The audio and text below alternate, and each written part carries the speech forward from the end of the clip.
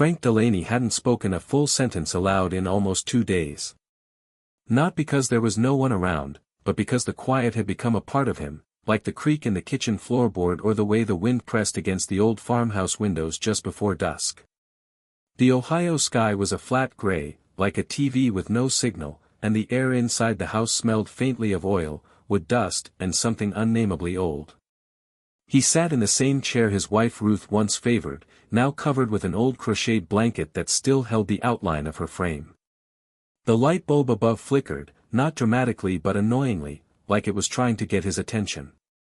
He stared at it, then at the electric bill on the table. Red print. Disconnect notice. He didn't need to read it again to know what it meant. The numbers didn't care about age or dignity. It didn't matter that he'd paid off the house with his own hands or that he'd built most of it with lumber he hauled himself from his cousin's mill. That was all 30, 40 years ago. Now, the world was talking about smart grids, climate credits, and solar power, like that had anything to do with a man who still listened to a rotary radio and had a 1993 truck parked in the gravel driveway. But something strange happened as he reached to turn off the TV. He accidentally hit the volume instead. The screen cut from static noise to the confident voice of Elon Musk.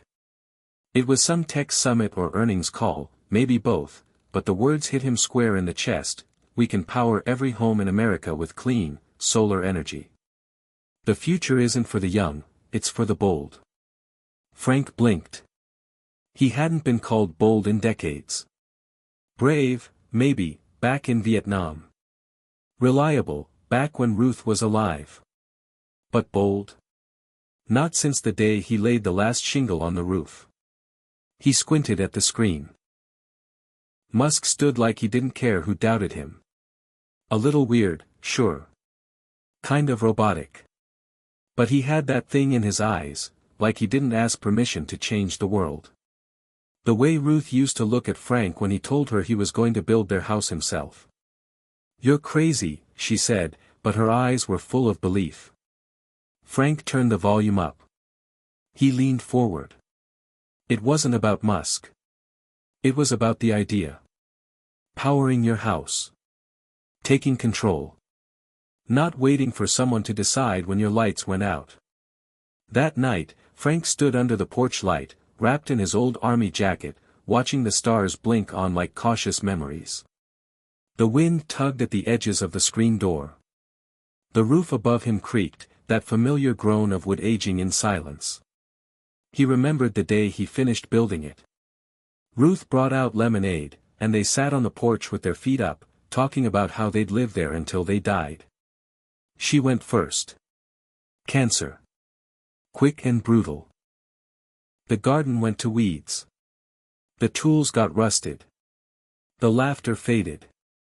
Now it was just him and the house, and even the house was tired. But the voice from the TV echoed in his head: "The future is for the bold." He went inside and flipped open the laptop Abby had given him 2 Christmases ago. It still had stickers from his grandkids on the cover. One said, #OneGrandpa, but the others were peeling. He hadn't used it since Ruth's funeral. It took nearly 5 minutes to boot up, and even longer to remember the Wi-Fi password taped to the side of the fridge. Once inside, he typed into Google like it was a stranger's language: Tesla solar roof. Pictures popped up: sleek homes, shiny shingles, blueprints with little lightning bolts. It felt like looking at a different planet. But then, tucked into the search results, he saw a headline: "Tesla brings solar roofs to rural communities." He clicked. Read. Clicked again. There was a contact form. He stared at it. It asked for his name, address, phone number. No field for age. No field for, "Are you too old to matter?" He typed in his details with 2 fingers and hit submit. The screen confirmed: "A representative will contact you shortly." He sat back, heart pounding like he'd just enlisted again. The next morning, Abby called. She always had that worried tone, like every call was checking to see if he was still alive. He told her about the Tesla thing. She laughed. Not mean, just surprised. Dad, do you even know what you're doing? He paused. No. But I know what I'm tired of. I'm tired of flickering lights and feeling like I'm already gone. There was silence on the other end. Then, softly, I just don't want you to get hurt. Frank said nothing. The truth was, he already was. Just not in the way she meant. Days passed. He half expected the whole thing to disappear, like a daydream. But a week later, a black Tesla pulled into his driveway. Out stepped a young man in jeans and a polo, tablet in hand. You must be Mr. Delaney. I'm Luis. From Tesla. Frank almost laughed. The kid looked like he'd just graduated high school. But he had a firm handshake and eyes that didn't judge. Luis inspected the roof, walked around the house, checked the angles. You've got great exposure here. East-west alignment is nearly perfect. It's actually a really solid structure. You built this yourself? Frank nodded. Back when you were in diapers, probably. Luis grinned. Well, it's impressive. Most guys your age. He stopped himself. Frank raised an eyebrow. Most guys my age what? Luis shrugged. They don't try new things. Frank looked up at the roof. The same shingles he laid in '85, now curling and cracked. Ruth used to call it their castle. Maybe it's time this old place had a new crown, he said quietly. Luis smiled. I'll get the estimate written up. That night, Frank sat by the fire, a new kind of energy humming in his chest. Not from solar panels. From something deeper. He hadn't made a decision this big in decades. But it felt right. Not because it was practical. Because it was bold. And maybe, just maybe, that meant it wasn't over. Not yet. Outside, the wind picked up again. But the house didn't feel quite so empty. For the first time in years, it felt like the start of something, not the end. Somewhere in California, Elon Musk was probably designing something for Mars. But here, in this little Ohio town, he'd already launched something far more unexpected, a second chance. Hit subscribe and leave a comment with where you're watching from. This story might just spark a new beginning. What's one thing that always pushes you forward, even when things get tough? Frank Delaney had never been one for looking backward, but lately, the past seemed to sneak up on him in ways he couldn't ignore. It was in the way the floorboard groaned under his step just like it had when Ruth used to dance barefoot across the kitchen. It was in the familiar hiss of the old radiator, the one he'd installed himself back in 1984, just after he and Ruth moved into the house. He'd built the place board by board, back when his shoulders were strong and his back didn't ache just from getting out of bed. Those early days came back to him like a warm photograph, Ruth in cut-off jeans, her hair tied up in a scarf, carrying a bucket of nails while he balanced on the roof beams under a July sun. They didn't have much money, just grit and time. He remembered the way they used to dream while sitting on overturned paint buckets, Ruth sketching garden plans on a napkin while he mapped out the plumbing with a carpenter's pencil on the subfloor. The house wasn't big or fancy, but it was theirs, and every nail that went into the frame was a promise, of life, of permanence, of a future. Now, at 68, that future felt like it had slipped behind him, buried under dust, silence, and things unsaid. The kids had grown and scattered, Mark to Michigan for a corporate job he rarely talked about, and Abby to the suburbs of Indianapolis, juggling 2 kids and a husband who sold insurance.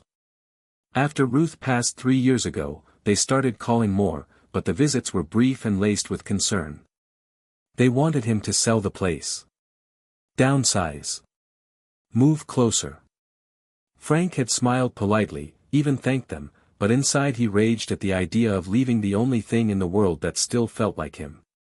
His wife was in the walls, in the wood, in the garden, even if the garden was now overrun with thistle and crabgrass. He still kept her tools in the shed, her gloves hanging from a rusty nail by the door, as if she might come out at any moment and scold him for letting the roses choke. The truth was, he hadn't touched the garden since her funeral.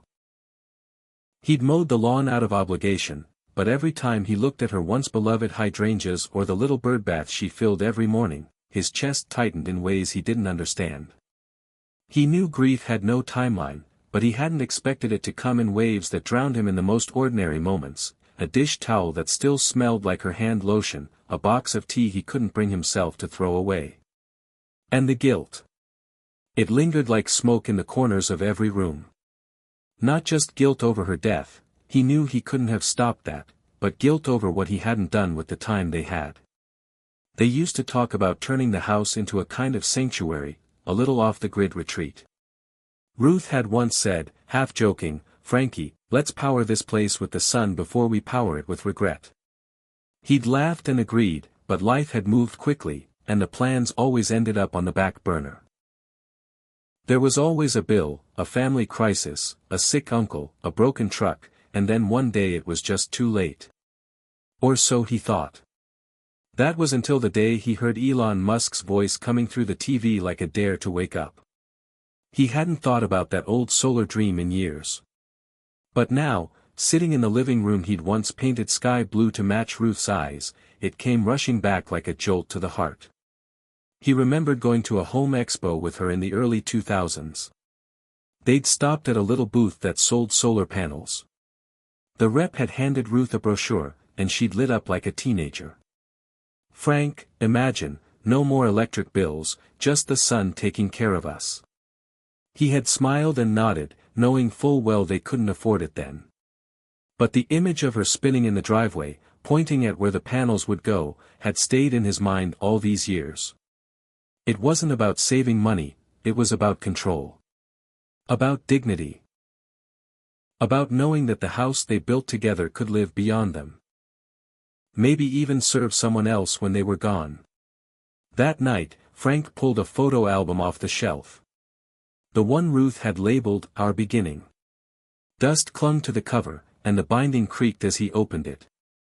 Inside were images of a much younger man, dark-haired, shirtless, sunburned, hammer in hand, and a radiant young woman whose smile could cut through shadow. There was one photo he lingered on longer than the rest. Ruth standing on the front porch with a paintbrush in her hand, looking directly into the camera, daring it to forget her.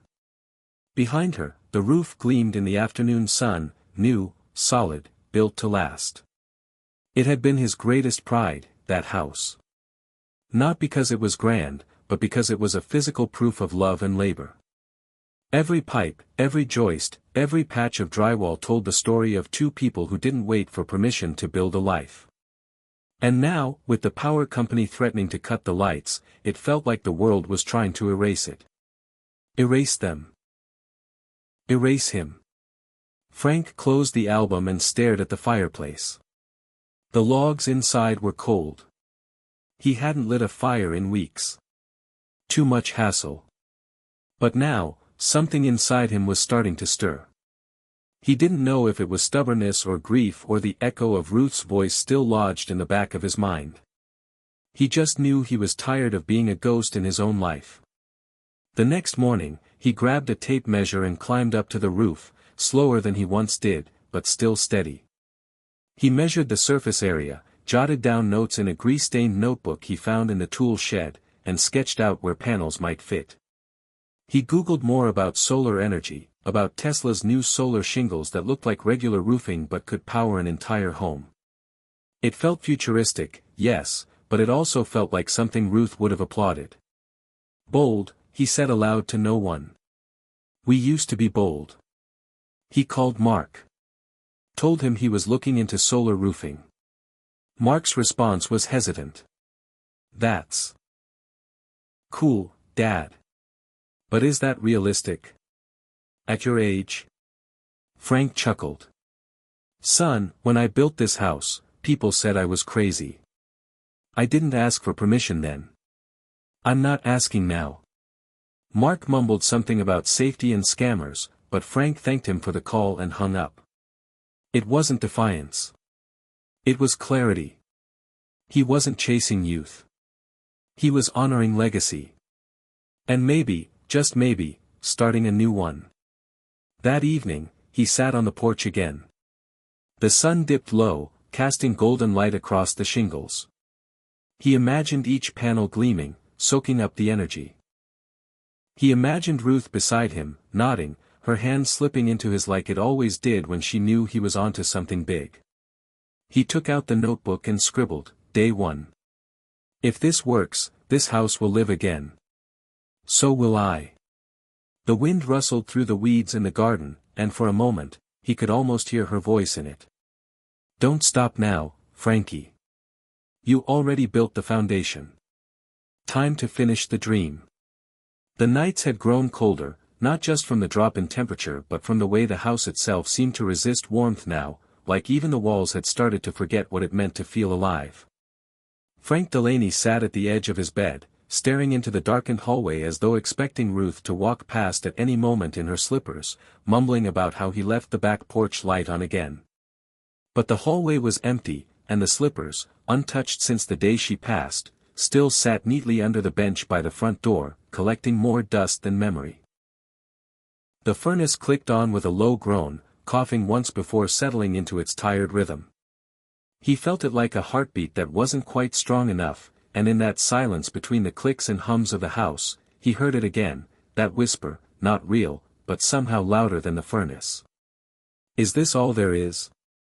It wasn't Ruth's voice. It was his own. That question had started coming more frequently now, and each time it did, it lingered longer. Frank had tried to drown it out with projects, with old records, with chores he'd invented just to stay busy. But the truth was, the silence of the house had become louder than anything. And in that silence lived doubt. Doubt about whether anything he was doing still mattered. Doubt about whether filling out that Tesla form was inspired or just foolish. Doubt about whether taking one last swing at a dream was worth the energy it took just to get out of bed some days. That morning he had called his doctor after waking with a strange tightness in his chest. Dr. Morris had been his physician for over 20 years and was quick to reassure him. Probably stress or a bit of inflammation. You're not 20 anymore, Frank. Your body's going to let you know when it's time to slow down. Frank had grunted into the phone. If I slow down any more, I'll be in the ground. Morris chuckled, but Frank didn't. Not really. Later that day, he went into town to pick up a prescription and a loaf of rye bread. The cashier barely looked at him, more interested in the beep of the scanner and the small screen in her palm than the man standing in front of her. Frank asked how her day was going. She didn't answer. Just handed him the receipt and turned to the next customer. On his way out, he passed a group of teenagers huddled by the vending machines, laughing about something on a phone screen. One of them pointed at Frank's truck and said, "Whoa, that thing's older than my grandma." They laughed. Frank pretended not to hear. But the word stuck. Older than my grandma. A throwaway joke, but it hit like a slow bullet. Driving home, he turned the radio on, searching for something to fill the void, and stumbled on a podcast playing over the local station. He almost changed it until he heard that now familiar voice, Elon Musk, giving an interview. You know, Musk said, people ask me all the time if I ever think I'm too late or too early or too something. And I tell them, fear is the only real deadline. Everything else is just noise. Frank gripped the wheel tighter. Fear is the only real deadline. It echoed through him, louder than the engine or the wind outside the cracked window. He pulled into his driveway and killed the ignition but didn't move. He sat there staring at the house like it was both a monument and a mausoleum. The front windows were streaked with the grime of years and storms. The paint on the trim had begun to peel. The wind picked up and he could hear the low creak of the roof, a familiar sound, but this time it felt different. It felt like the house was asking him something. Begging, even. What now, Frank? Are we done? He didn't answer. Just climbed out and walked toward the shed. Inside, he pulled out Ruth's gardening stool and sat in the corner, flipping open his notebook. Day 3. Fear is the only real deadline. I haven't been afraid of dying. I've been afraid of disappearing. He stared at those words for a long time. Later that night, he made himself some tea and settled in front of the computer again. He reread every email Tesla had sent him, even the ones that just confirmed receipt of his submission. He noticed something he hadn't before, a line at the bottom of the last message that read, "Every solar installation is a step toward independence. You're not just installing a roof. You're building a legacy." He read it twice, 3 times. Legacy. It was a word he hadn't let himself consider in years. What would he leave behind? What would be remembered of Frank Delaney? A man who built a house. A man who outlived his wife and got quiet. Or maybe something more. Maybe a man who did one brave thing when no one expected him to. The next morning, he stood outside staring at the roof. The sun was rising, casting a soft orange glow over the old shingles. He pictured it covered in sleek solar tiles, gleaming with purpose. He imagined the meter running backward, imagined Abby's voice on the phone when she found out, imagined the town whispering about how the old man up on Millstone Road had gone solar at nearly 70. That whisper might not be ridicule. It might be awe. He made himself eggs and toast and then, with trembling fingers, picked up the phone and called Tesla's number from the confirmation email. A pleasant voice answered. "Tesla Energy, how can I help you?" Frank cleared his throat. "Yes, ma'am. This is Frank Delaney. I submitted a consultation request. I'm just calling to say I'm ready to move forward." The voice responded cheerfully, "Great to hear that, Mr. Delaney. One of our project managers will reach out soon to discuss next steps." "Okay," Frank said, then paused. "And just to be clear, they know I'm not some tech whiz or big developer, right? Just a guy with a regular house." The voice chuckled. "Most of our customers are just regular people. You're exactly who we want to help." Frank nodded slowly and hung up. That night he went up to the attic, a place he hadn't been since Ruth's funeral, and dug out a box labeled "Solar Stuff." Inside were the brochures from that home expo, an old Popular Mechanics magazine with an article about solar energy, and Ruth's notes, handwritten pages filled with scribbles, sketches, and her familiar loops and arrows pointing to ideas she'd once dreamed of trying. He ran his fingers across her writing. It felt like touching her hand. There, in bold at the top of one page, she had written, "Maybe one day this house will light up long after we're gone." Frank folded the page and slipped it into his shirt pocket. The walls creaked again. Not ominous this time. Almost, approving. The house wasn't haunted. It was waiting.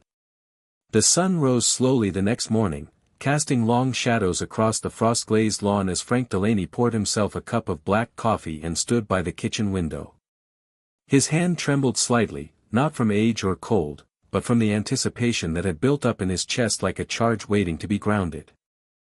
The notebook sat on the table, open to yesterday's entry, and beside it the folded page with Ruth's handwriting stared up at him like a signpost. "Maybe one day this house will light up long after we're gone." He traced the words with his thumb and thought about how many times he'd almost thrown that box away. After she died, there were weeks when he couldn't open a drawer without feeling like his entire body might collapse under the weight of memory. But something had kept that solar folder in the attic, kept it safe, untouched, and now it felt like she'd known he'd need it someday. Around 9:45 a.m., the phone rang. Not the cell phone Mark insisted he keep on him at all times, but the landline, the old one with the spiral cord and the satisfying click of the receiver. Frank answered with a hesitant hello. A crisp, upbeat voice responded, "Mr. Delaney. This is Mia from Tesla Energy. I'm your assigned project manager. How are you today?" Frank grunted. "Still breathing, so I figure I'm doing all right." Mia laughed softly, not the forced kind, but like she appreciated the grit. "That's a good start. I reviewed your consultation request. I'd love to walk you through some next steps and learn a little more about your goals for going solar." Frank shifted in his chair. "I'm not trying to save the world or anything," he said. "I just want this house to mean something again. I want to know I did something that'll outlast me." There was a pause on the line, then Mia said gently, "That's a powerful reason, Mr. Delaney. A lot of people call us wanting to cut costs or increase efficiency. But legacy? That's why we're really doing this." She asked him a few questions about the house: square footage, year built, roof material, monthly power usage. Frank answered as best he could, pulling out utility bills and old receipts. He stumbled a bit with the technology talk, kilowatt hours, grid-tied systems, but Mia was patient. She explained things clearly, without making him feel dumb. She described how Tesla's solar shingles worked, how they looked like traditional roofing but were built to capture sunlight with embedded photovoltaic cells, how they could be tied into a Powerwall battery to store energy for nighttime or outages. She mentioned tax credits, too, and financing options for seniors on fixed incomes. Frank scribbled notes in the margins of his notebook, his cursive slower than it once was but still legible. As Mia spoke, he imagined the panels gleaming under the Ohio sun, imagined the house drawing life from the sky itself, like a living thing waking up after years of sleep. Mia finished the rundown with a smile in her voice. "So, what do you think? Still interested?" Frank leaned back in his chair, the old wood groaning beneath him. "I think if I don't do this now, I never will. So yes. Let's do it." Mia told him a team would come out within 2 weeks to do a site survey. They'd measure the roof precisely, check the structure, evaluate the electrical system, and take drone footage to model the design. Frank chuckled. "Drone footage, huh? Fancy way of sayin' you'll be flyin' some gizmo over my tomatoes." Mia laughed. "Pretty much, but it helps us design with incredible precision." After they hung up, Frank sat still for a long time. He felt something in his chest, not fear, not hesitation, but a kind of strange, restless energy he hadn't felt in years. Purpose. The house felt it too, he swore. The air seemed lighter. He put on his boots, stepped outside, and walked the perimeter of the property like a general surveying the battlefield. He looked at the roof angles, at the utility box, at the breaker panel inside the garage.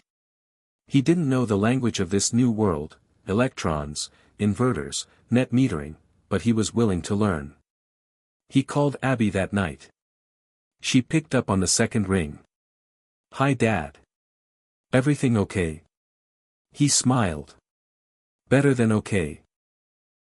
I got the call from Tesla today. We're moving forward." She was quiet for a moment. "Really?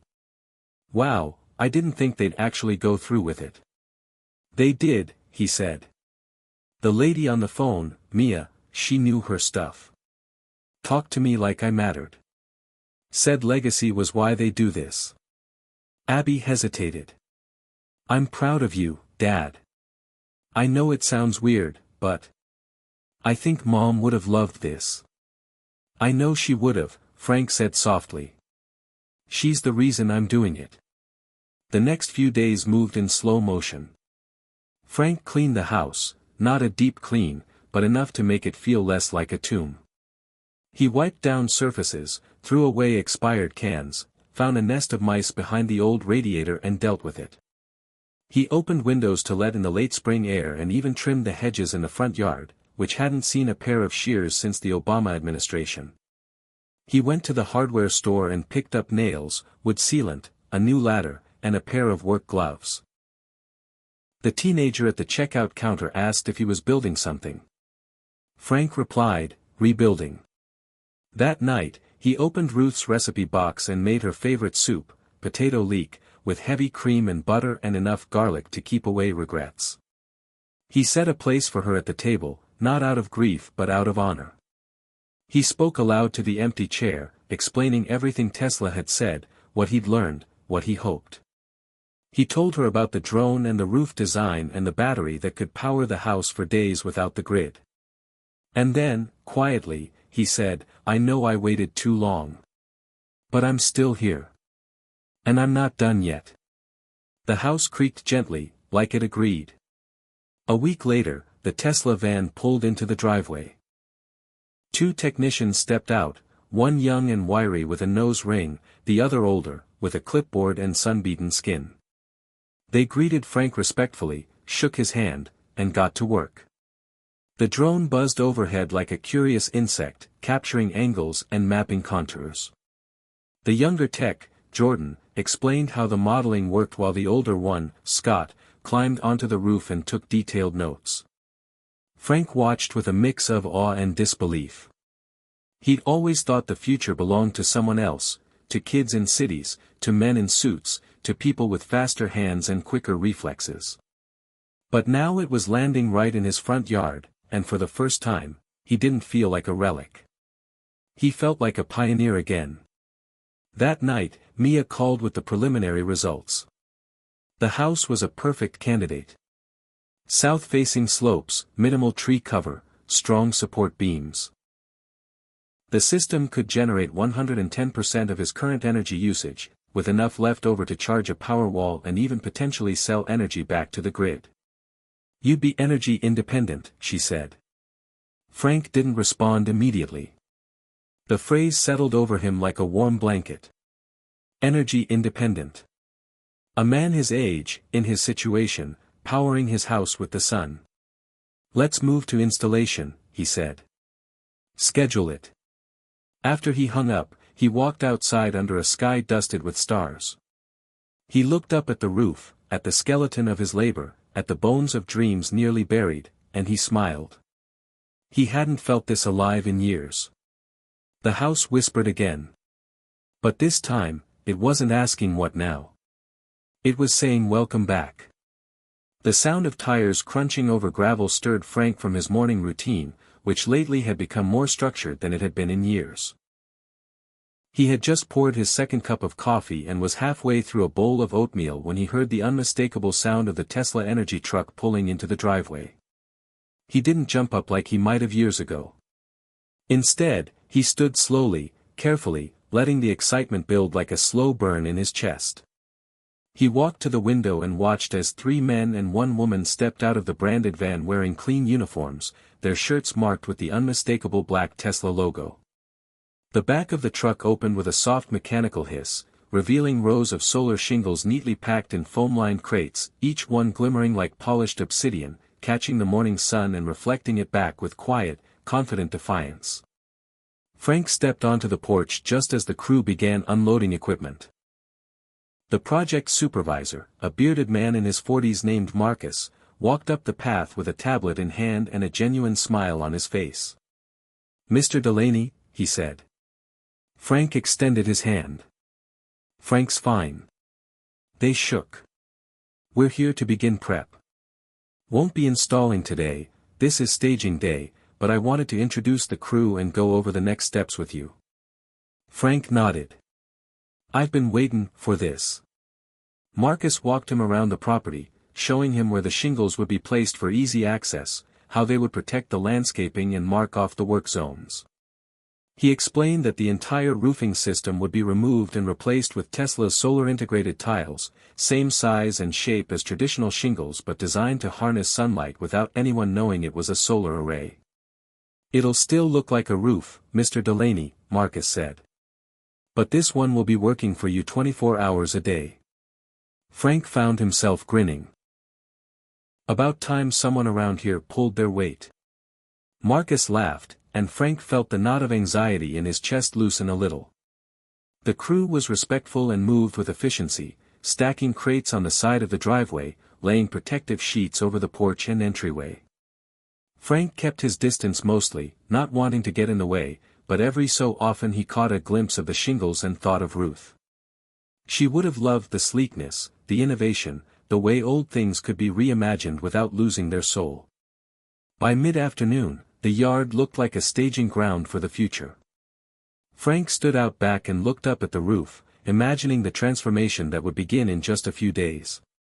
He thought back to the first time he laid those shingles, up there with Ruth handing him nails and lemonade, her hair blowing in the breeze, her eyes squinting against the sun as she dared him to keep going. And now, decades later, that same rooftop was about to be reborn. Not torn down. Not replaced with plastic or metal. Reimagined. Improved. Empowered. That evening, Frank sat on the porch with a beer in hand, watching the sunset light up the crates stacked neatly near the shed. He pulled out his notebook and scribbled, Day 9. The shingles are here. The future is here. And I'm still here to meet it. He slept better that night than he had in months. Maybe years. Over the next 2 days, the roofers arrived. They were subcontractors, Frank learned, trained and certified directly by Tesla. Marcus stayed on site most of the time, coordinating the crew, updating Frank on progress. Each morning they arrived just after sunrise and worked until the late afternoon. Frank found himself waking earlier, making coffee for the team, chatting with the younger workers who all called him Sir or Mr. D. One of them, a soft-spoken kid named Luis, reminded Frank of his grandson. At lunch, they sat in the shade of the old maple tree, and Frank shared stories of building the house by hand, of what it was like raising a family in a place you'd crafted with your own sweat and hope. The younger guys listened. Not out of politeness, but with genuine curiosity, as if they were hearing something important that no textbook or video tutorial could teach. You did all this without power tools? One of them asked, eyes wide. Frank chuckled. Well, we had a drill and a saw, but nothing like what you all got now. Mostly it was just know-how and a good back. Got less of both these days, but the memories are still sharp. As the old shingles were pulled down, Frank watched with a mix of nostalgia and relief. He knew every piece that hit the tarp. Knew the story behind each one. There was the patch near the chimney where Ruth had slipped once and he'd caught her just in time. There was the corner by the back gutter where a raccoon had nested one spring, and they'd watched the babies grow from the kitchen window. Memories clung to every tile like ghosts, but as they came down, Frank didn't feel sadness. He felt release. Like the house was shedding its skin. The new shingles went up slowly, carefully, each one locked into place with precision and respect. They were black and smooth, catching the light without drawing attention. Modern, yes, but not arrogant. Efficient, but not cold. The perfect blend of past and future. One afternoon, Abby and her kids drove down from Indianapolis to check in on the progress. The kids, Eli, 12, and Maddie, 9. Ran around the property like they were exploring a spaceship. Grandpa, are you really putting solar power on your house? Eli asked, his eyes wide. Frank grinned. That's right. This house is going to make its own electricity. Maddie's mouth dropped open. Like magic? Frank laughed. Something like that. Abby took photos, surprised by how clean and sleek everything looked. She admitted, over a sandwich on the porch, that she hadn't expected it to move this fast. I thought you were just dreaming again, Dad, she said. Didn't think it would actually happen. Most good things start as dreams, Frank said, but you still gotta pick up the hammer. That night, after they'd left, Frank walked around the house again. The shingles were halfway done. The Tesla battery, the Powerwall, had been mounted in the garage, quiet and gleaming. Marcus had explained how it would store excess energy for use at night, or when the grid went down. Frank stood in front of it for a long time, listening to its faint hum. It felt alive, like a heart waiting to beat. Before bed, he wrote in the notebook again, Day 12. This house is waking up. And so am I. The next day, they finished the installation. Frank stood with Marcus as the final shingle was placed, a symbolic moment that felt bigger than just construction. It's done, Marcus said. You're officially solar-powered, Mr. Delaney. Frank shook his hand, felt something tighten in his throat, then nodded and whispered, thank you. A few hours later, the system was activated. Frank watched as the app on the tablet lit up, solar production, battery status, grid usage. The lines and graphs didn't mean much to him, but the little green check mark at the top, System Online, meant everything. The house was making its own power. The house was alive again. Frank stood in the living room, sunlight pouring through the windows, and listened. Not for whispers. Not for the creak of time passing. But for the sound of purpose. And what he heard was silence. Beautiful, powerful, intentional silence. The kind of silence that follows a promise kept. That night, Frank didn't turn on the TV. He didn't need to. He sat in Ruth's chair with the tablet on his lap and watched the numbers rise. Watched the sun fuel his life. And in that quiet, he whispered to the walls, "We did it, Ruth. We finished it." Outside, the roof shimmered like a star. Frank Delaney stood in the middle of his kitchen long after sunset, lights on in every room of the house, not because he needed them but because he could. The solar system had generated more than enough power that day to charge the battery and then some, and the app on the tablet showed it clearly, green bars rising steadily through the daylight, then dipping slightly as evening came, and now steady once more as the Powerwall quietly powered his home through the darkness. The hum was gone. No more low growl of the furnace turning on and off, no flicker in the old light fixtures when the microwave ran at the same time as the coffee maker. The silence inside the house wasn't heavy anymore. It wasn't the silence of absence or mourning. It was a new kind of silence, confident, alive, peaceful. The silence of something working perfectly without making a sound. Frank walked slowly from room to room that night, touching the walls with his fingertips, as if reacquainting himself with an old friend who'd just come back from the war. The house felt warmer somehow, not in temperature but in spirit, as if all the changes had stirred something awake in the wood, the plaster, even the beams beneath the roof. When he stepped into the garage and stood before the mounted Powerwall, a sleek white unit with the Tesla logo glowing faintly in the center, he smiled with a quiet pride that crept all the way to his heart. It wasn't just the energy independence. It was what it represented. He hadn't just installed solar panels. He had rewritten the story of his life. He had stepped out of the role of a man fading into old age and into something entirely unexpected, a man redefining his legacy. In the days that followed, Frank found himself filled with a kind of restless energy, the same kind he remembered having when he was 35 and building the back deck with his bare hands. He started waking before the sun, checking the system status before even brushing his teeth. He watched the graphs like some men watched stock prices, eager to see the numbers climb, to see proof that the house was doing what it was supposed to do. The app became a lifeline, not just to the system but to something more abstract, more emotional, the feeling of contribution. Each kilowatt generated was a statement that he still mattered. The neighborhood noticed, too.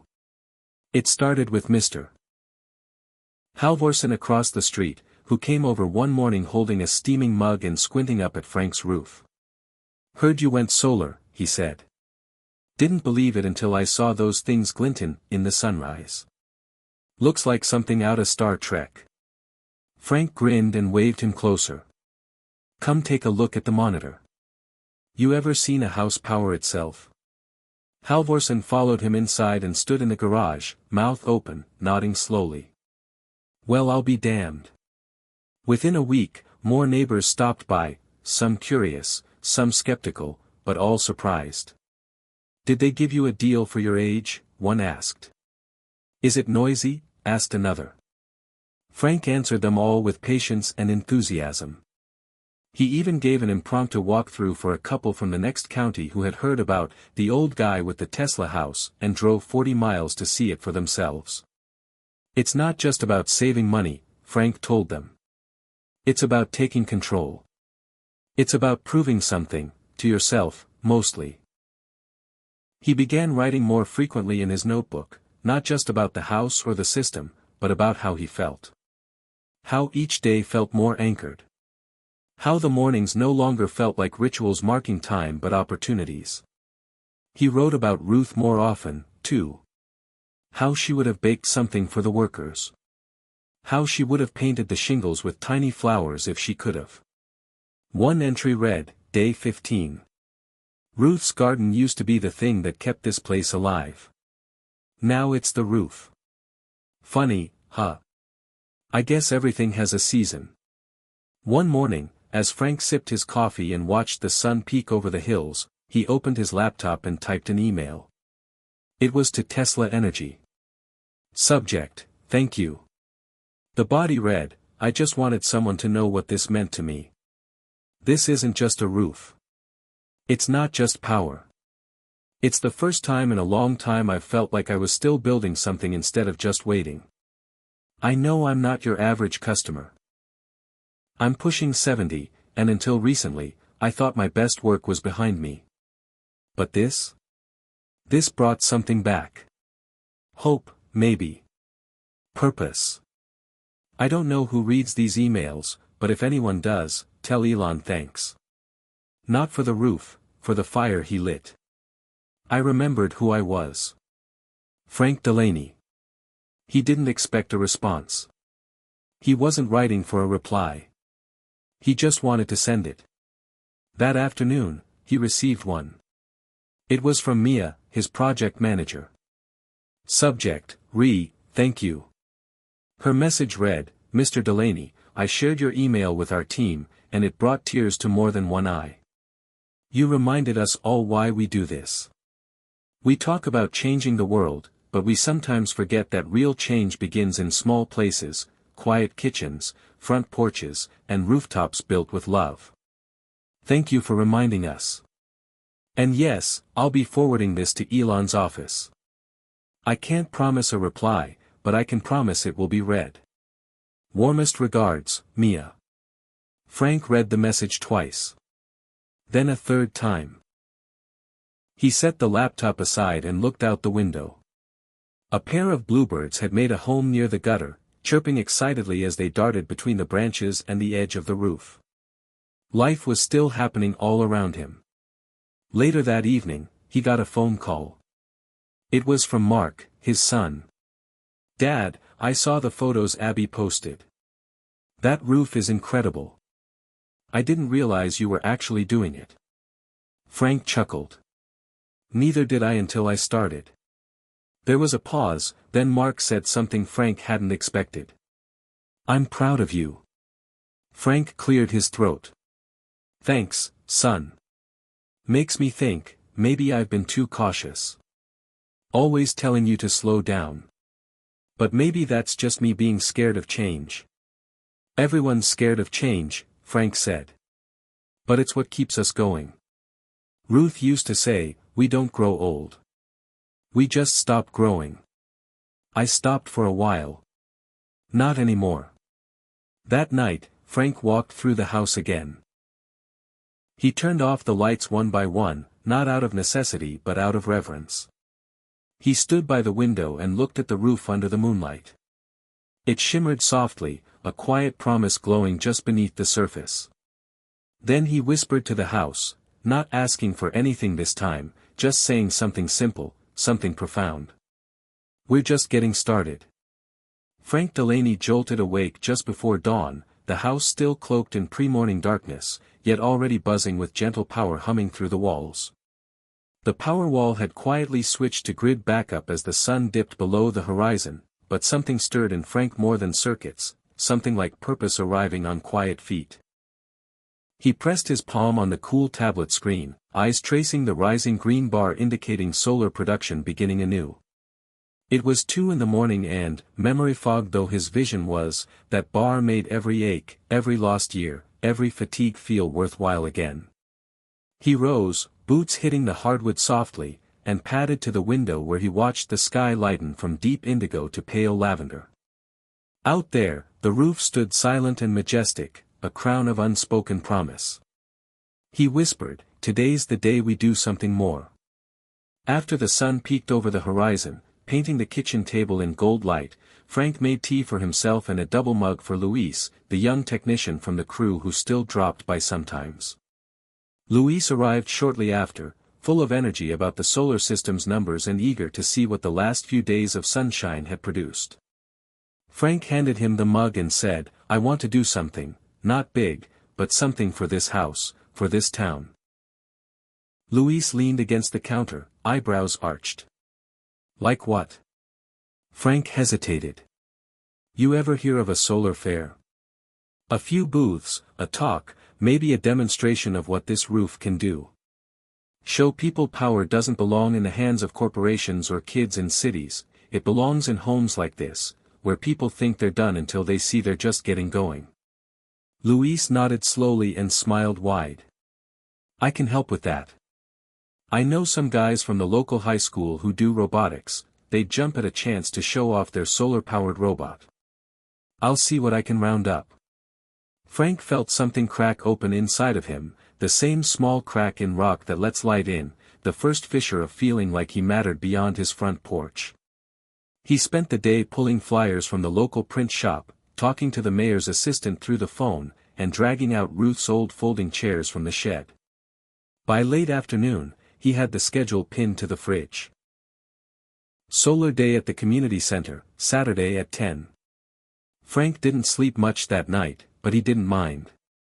He walked through the house that felt so different now, lit from within, humming with promise, as he thought about tables for flyers, what to bring to show, maybe a tripod with a live feed from the roof app, showing the energy streaming into the home in real time. He could almost hear Ruth's voice, tickled and teasing him to dream a little louder. Saturday dawned bright and crisp. Frank parked his truck next to a banner he'd strung up over the community center's front steps, Solar Day with Frank Delaney, powering more than homes. He arranged flyers on folding tables, added a jar of Ruth's notorious lemon drop cookies, he baked them himself, using her recipe but adding a dash of extra sugar, figuring the memory deserved a little sweetness. As neighbors trickled in, nosy retirees, curious parents, high schoolers and hoodies, they found themselves drawn into Frank's story, into the warm hum of a powered house, into the idea that you weren't done until you decided you weren't. He invited them to peek at the live feed from his roof system, real-time sunlight metrics shimmering on the big screen.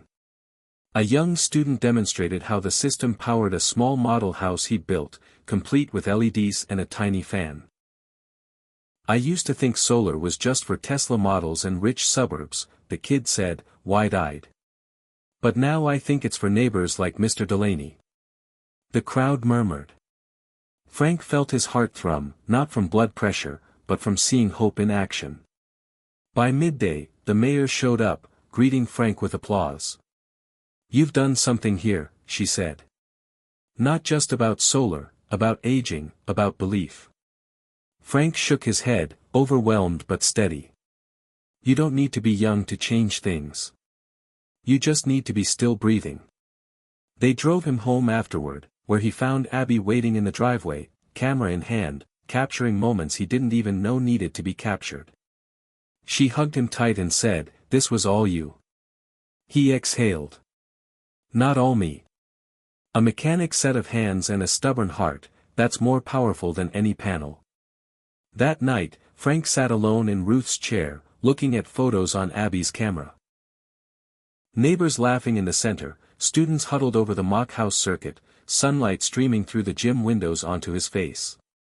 He blinked back tears, not of sadness, but of feeling seen. He opened his notebook, day 22.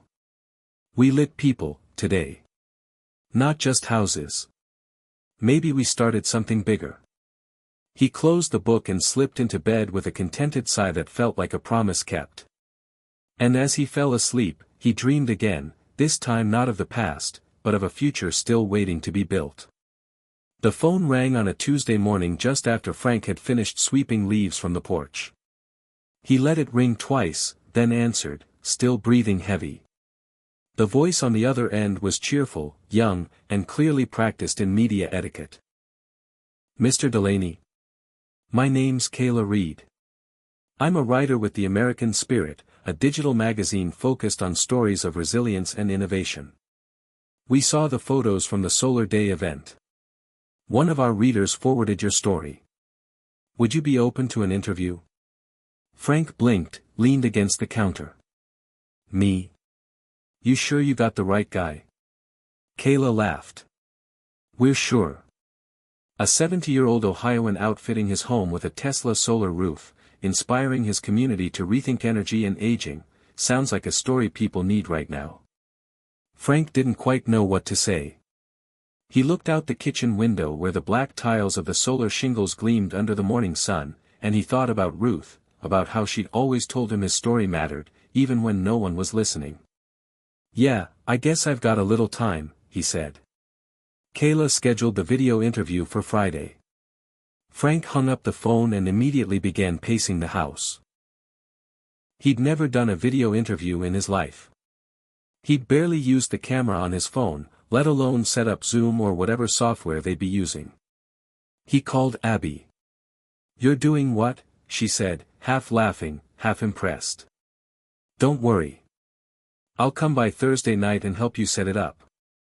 We'll make sure you look like an energy pioneer and not a grandpa trying to log into AOL." That night, Frank cleaned more than he had in months. He dusted the bookshelves, scrubbed the kitchen counters, even wiped down the picture frames on the mantel. He chose his favorite shirt, a flannel Ruth had given him for his 50th birthday, and pressed it as best he could. He practiced answers out loud to no one in particular, walking around the house like a man preparing to testify in court, rehearsing, "Well, I didn't set out to go solar. I just wanted to matter again." Thursday came, and Abby helped him set up the laptop on the kitchen table, making sure the camera angle was flattering, the lighting was natural, and the background looked homey but not cluttered. "Leave the coffee mug," she said. "It makes you look grounded." He laughed. "I am grounded." "Exactly," she smiled. "That's the magic." Friday morning arrived crisp and clear.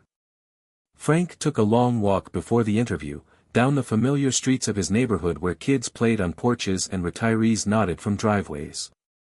He noticed how the light struck the panels on his roof as he returned home, how the whole house seemed to radiate quiet power, like it was proud of him too. At 10 a.m. sharp, the video call connected. Kayla appeared on screen, bright-eyed, mid-30s maybe, with the kind of enthusiasm that couldn't be faked. "Mr. Delaney, it's a pleasure." "Call me Frank," he replied. "And the pleasure's mutual.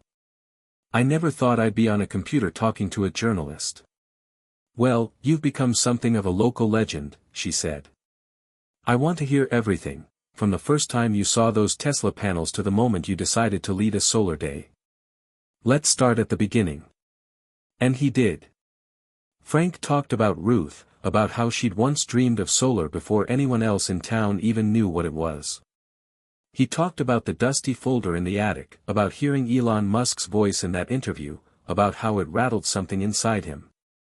He described the first phone call with Tesla Energy, the young project manager named Mia, the installation crew who treated him with dignity, not pity. He talked about legacy. About wanting the house to mean something more than just shelter. About how the silence in the house had changed, from something that haunted him to something that held him. Kayla listened intently, nodding, smiling, occasionally dabbing at her eye. "Frank, do you know how rare this is? Most people your age are told to wind down. You're just getting started." Frank smiled, a little embarrassed. "It's not about me," he said. "It's about proving to others like me that we're not done. That we don't have to disappear. This house had a second life in it. Turns out, I did too." When the interview ended, Kayla promised to let him know when the article would go live. Frank closed the laptop, exhaled deeply, and sat in Ruth's chair. He felt proud. Not just for what he'd said, but for how naturally it had come. He hadn't tried to be inspirational. He'd just been honest. The article was published 2 weeks later, titled, "Power in the Silence, How a Retired Builder Sparked a Solar Movement from His Front Porch." It went viral. Comments poured in. Emails too. Seniors from Michigan to Montana wrote to Frank saying things like, "I thought I was too old to make a difference, but your story changed my mind, and you reminded me that my life isn't over just because I retired." Some asked for advice on going solar. Others just wanted to say thank you. Tesla Energy reposted the article. Mia sent him a screenshot of Elon Musk's retweet, with the caption, "This is why we build. Age is just a number. Purpose is forever." Frank stared at that tweet for nearly an hour. He never imagined a man like Elon Musk would know his name. It didn't make him feel famous. It made him feel seen. A few weeks later, a reporter from the local TV news came by and did a segment on the Solar Granddad. Frank found the nickname a bit ridiculous, but the story itself was powerful. They filmed him showing the app, explaining how the Powerwall worked, walking through his garden with the sun shining down on his self-powered home. "You ever think you'd be a symbol of hope for an entire generation?" the reporter asked. Frank chuckled. "I just wanted to fix my roof." After the segment aired, more people showed up at his door, neighbors, students, even 2 teachers who asked if he'd come speak at a career day about sustainable energy. Frank hesitated, then said yes. The idea of standing in front of a group of teenagers terrified him, but he'd already stepped out of his comfort zone once. Why stop now? At the school, he stood in front of a class of 30 students, holding up a picture of the old roof and a newer one of the solar tiles gleaming in the sun. "You think I did this because I'm a genius," he said. "I barely passed science class. I did it because I believed change was still possible, even at 70. Especially at 70. Don't wait to believe you matter." The students applauded.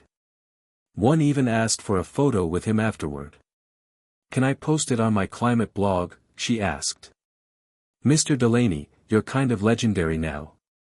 Frank laughed. "Well, legends get tired. But yeah, take the picture." That night, as he walked back to the truck, he looked up at the sky. The stars were just beginning to appear. And though the house wasn't in sight, he could feel it, still warm with stored energy, still quietly working even in the dark. Just like him. He got into the truck, turned the key, and whispered to himself, "Guess we're not finished yet." Frank woke to the sound of his phone vibrating on the nightstand, an unfamiliar number flashing on the screen. He rubbed his eyes, reaching over to answer. "Hello." The voice was sharp, professional, tinged with skepticism. "Mr. Delaney?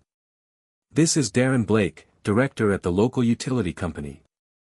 I've read the articles about your solar roof.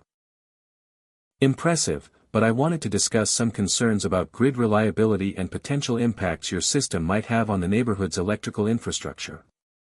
Frank blinked, taken aback. "Concerns?" Darren continued. "Our grid wasn't designed for so many distributed solar installations, especially systems feeding back power during peak hours. It can cause voltage fluctuations, and frankly, it complicates our management." Frank listened carefully. "I didn't realize my system was causing problems." "It's not just yours. But when a neighbor follows your example, and then others, it can escalate quickly. We appreciate renewable energy, but we need to balance it with stability. Our engineers are evaluating new protocols, but it's a process." The conversation left Frank uneasy. On one hand, he understood the need for careful coordination. On the other, the tone felt dismissive, as if his efforts were an inconvenience. He wasn't a rebel, just a man trying to reclaim purpose. Over the next days, he noticed subtle shifts. Some neighbors who had been curious now gave him wary looks. The local paper published an op-ed titled, "When Solar Goes Too Far, The Hidden Costs of Distributed Power." It questioned the wisdom of individual solar setups, suggesting they could destabilize the grid and burden those who didn't or couldn't afford solar technology. Frank felt the sting deeply. Was he doing harm? Was his dream a selfish one?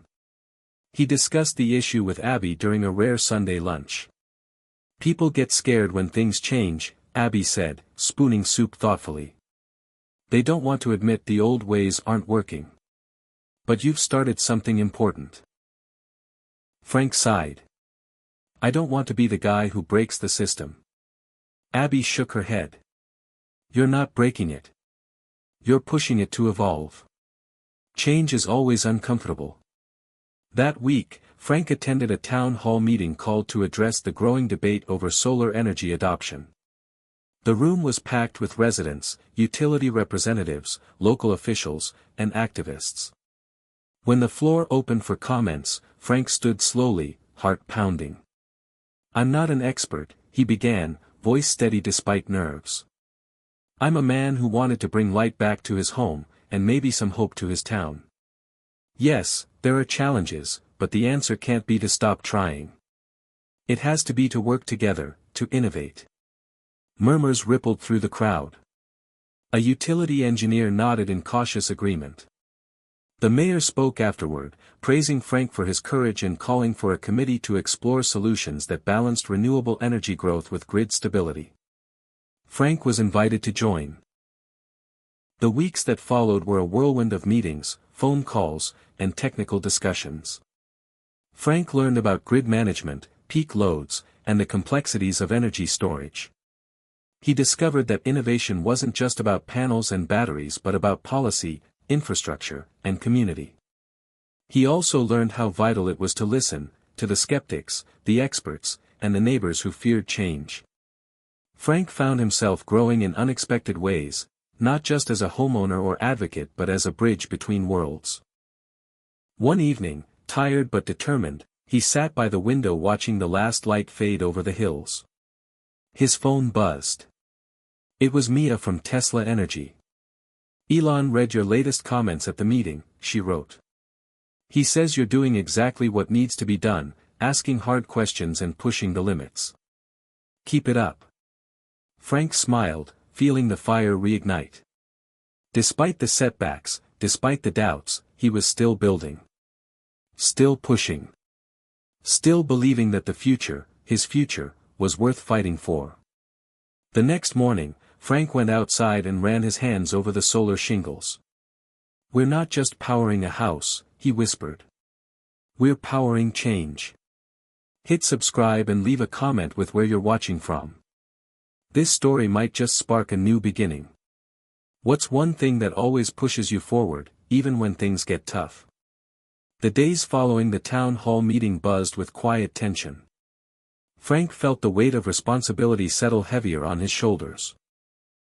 He spent mornings reading technical reports, afternoons drafting emails, and evenings listening to local news debates about solar energy and grid reliability. Despite the challenge, Frank refused to retreat. His kitchen, once a place of solitude, had become a hub of ideas and action. One afternoon, as Frank was scanning through a dense policy paper, the doorbell rang. He opened the door to find a woman standing there, clipboard in hand, wearing a bright green jacket emblazoned with the logo of the state's Renewable Energy Coalition. "Mr. Delaney?" she asked, extending a hand. "I'm Karen Matthews.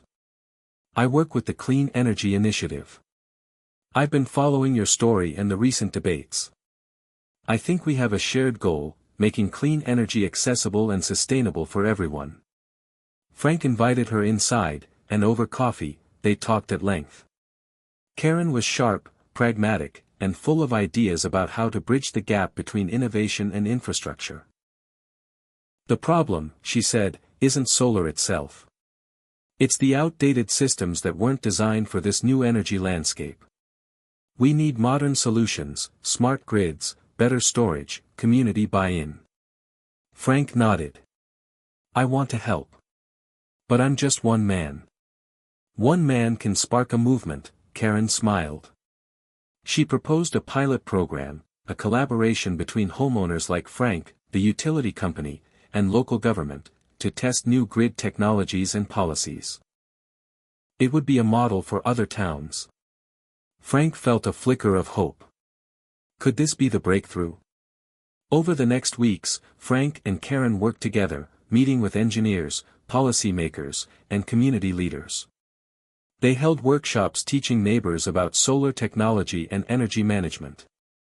Frank shared his story openly, encouraging others to see themselves as part of the change. Slowly, the neighborhood skepticism softened. People began to understand that solar wasn't just about saving money or avoiding power outages, it was about reclaiming control and responsibility for their environment. One evening, Frank found himself at a state renewable energy conference, sitting next to Karen in a packed auditorium. Elon Musk was the keynote speaker, and the energy in the room was electric.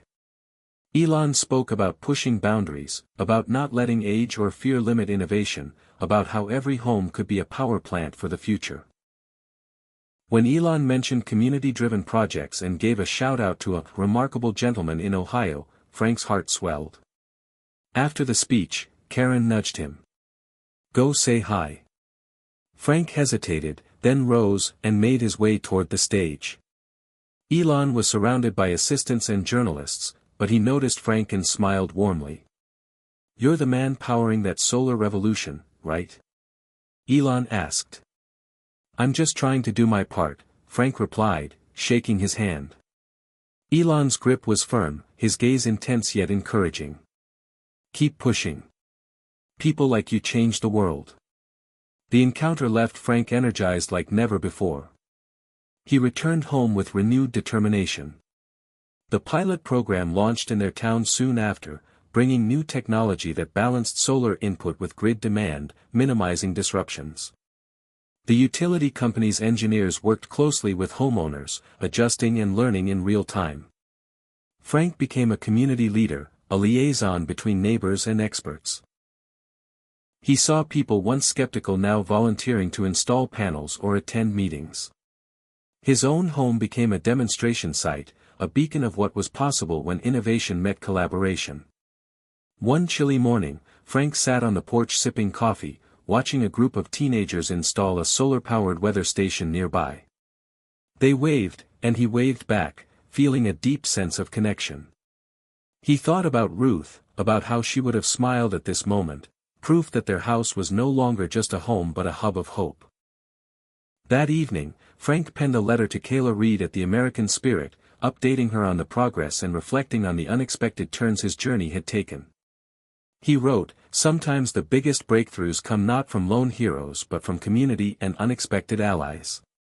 I've learned that change is messy and slow but worth every step." As he signed the letter, he looked out at the roof, the solar tiles glinting softly in the twilight. "We're just getting started," he whispered. Just as the pilot program began to gain momentum and Frank felt the wind at his back, life threw a wrench into the works. One early morning, a sharp knock on the door startled him awake. Outside stood two men in dark uniforms bearing the emblem of the local fire department. Frank's stomach tightened. "Mr. Delaney, we need to talk about a fire incident at your property." His mind raced. "A fire? How?" "Come inside," Frank said, leading them to the kitchen. The fire chief explained, "Last night, there was a small electrical fire in your garage. It's linked to some wiring connected to your solar setup. Luckily, it was contained quickly, no injuries, no major damage, but it raises concerns." Frank's heart sank. The garage was the one place he kept his old tools and the batteries Tesla had installed to store solar energy. "We'll need to inspect the entire system and make sure it's safe before continuing with the pilot program." Frank felt the weight of disappointment crash down. He had dreamed of this moment for months, yet now it felt like a betrayal, as if his own efforts had backfired. Word spread quickly. The local paper ran a headline, "Solar Fire Raises Safety Questions in Community."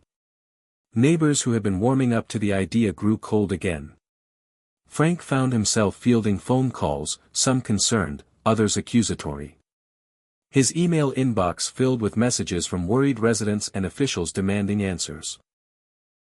Karen Matthews called immediately. "Frank, this is tough, but don't give up. Safety is critical. We need to investigate thoroughly and be transparent." Frank agreed but felt the sting of self-doubt. Was his passion blinding him? Was he putting others at risk?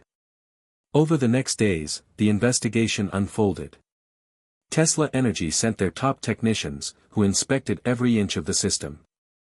They found a faulty connector, manufacturing defect, not installation error, that had sparked the blaze.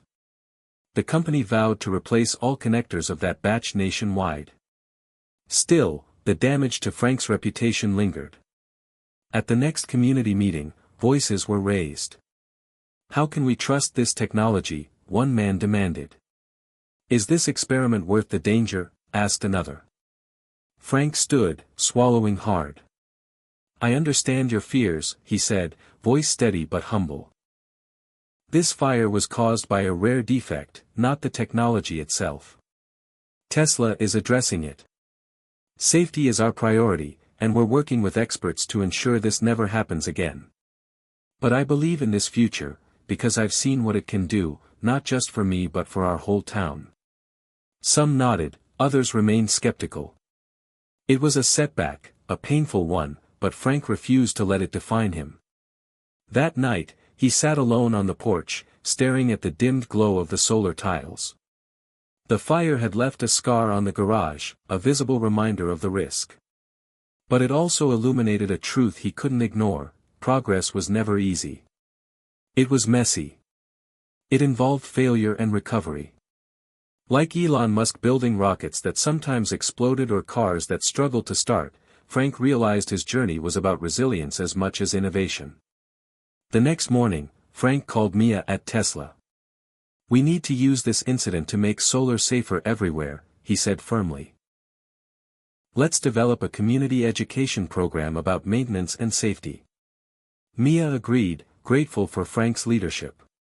Together, they launched workshops, teaching neighbors how to monitor their systems, spot issues early, and respond effectively. Slowly, trust began to rebuild. Frank's story was no longer just about triumph but about persistence in the face of setbacks.